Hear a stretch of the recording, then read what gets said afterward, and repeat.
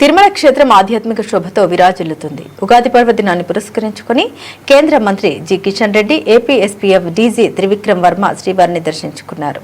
అభిషేక సేవలో పాల్గొన్న కేంద్ర మంత్రి అనంతరం దేశ అభివృద్ధిపై కీలక వ్యాఖ్యల్ని చేశారు. కలియుగ వైకుంఠం తిరుమలలో కేంద్ర మంత్రి కిషన్ రెడ్డి సందడి చేశారు. ఉదయాన్నే స్వామివారి అభిషేక సేవలో పాల్గొని మొక్కులు చెల్లించుకున్నారు. అర్చకులు ఆయనకు వేద ఆశీర్వచనం అందించి తీర్థ ప్రసాదాలు అందించారు. అంతేకాకుండా దేశ అభివృద్ధికి మరింత శక్తిని ప్రసాదించాలని, ప్రధాని మోదీకి ఆయుర ఆరోగ్యాలు కలగాలని శ్రీ వెంకటేశ్వర స్వామిని వేడుకున్నట్లు ఆయన వెల్లడించారు.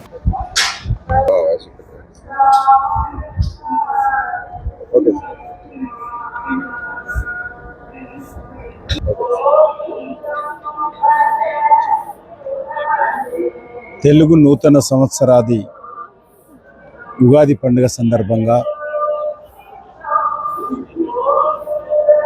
తిరుమల తిరుపతి దేవస్థానం కలియుగ దైవమైనటువంటి వెంకటేశ్వర స్వామి ఆశీస్సుల కోసం రావడం జరిగింది. ఈరోజు ప్రపంచమంతా కూడా ఒక ఉద్రిక్త వాతావరణంలో ఉన్నప్పుడు వెంకటేశ్వర స్వామి ఆశీస్సులతో మన దేశంలో శాంతి, అభివృద్ధి ఈరోజు ఏ రకంగా ఇబ్బందులు లేకుండా మనము ముందుకెళ్తా ఉన్నామో మనం చూస్తూ ఉన్నాము. అభివృద్ధి చెందిన దేశాలైనటువంటి అమెరికా లాంటి దేశాలు కానీ, లేక చాలా సేఫ్ జోన్ అనుకున్నటువంటి అరబ్ కంట్రీస్ కానీ ఏ రకంగా ఈరోజు ఉద్రిక్త వాతావరణంలో ప్రజలు ఇబ్బందులు పడుతున్నారో మనం చూస్తూ ఉన్నాము.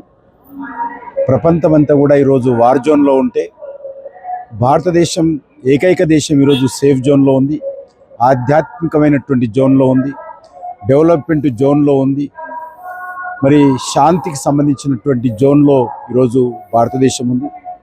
మన ప్రియతమ ప్రధానమంత్రి నరేంద్ర మోడీ గారి నేతృత్వంలో మరి ఏ రకంగా అనేక ఉద్రిక్త వాతావరణం ఉన్నప్పటికీ కూడా మన దేశము 140 కోట్ల మంది ప్రజల సంక్షేమం కోసము కలియుగ దైవమైనటువంటి వెంకటేశ్వర స్వామి ఆశీస్సులతో ఏ రకంగా పరిపాలిస్తున్నారో, ఏ రకంగా సమస్యలను పరిష్కరించుకుంటూ అందరినీ కలుపుకొని ముందుకెళ్తున్నారో మనం చూస్తూ ఉన్నాము. రానున్న రోజుల్లో కూడా మరి మంచి పాడి పంటలతో ప్రజలందరూ కూడా సుఖ సంతోషాలతో మరి ఉండాలని ఉగాది పండుగ సందర్భంగా శ్రీ వెంకటేశ్వర స్వామి ఆశీస్సులు అన్ని వర్గాల ప్రజలకు అందించాలని మనస్ఫూర్తిగా కోరుకుంటున్నాను.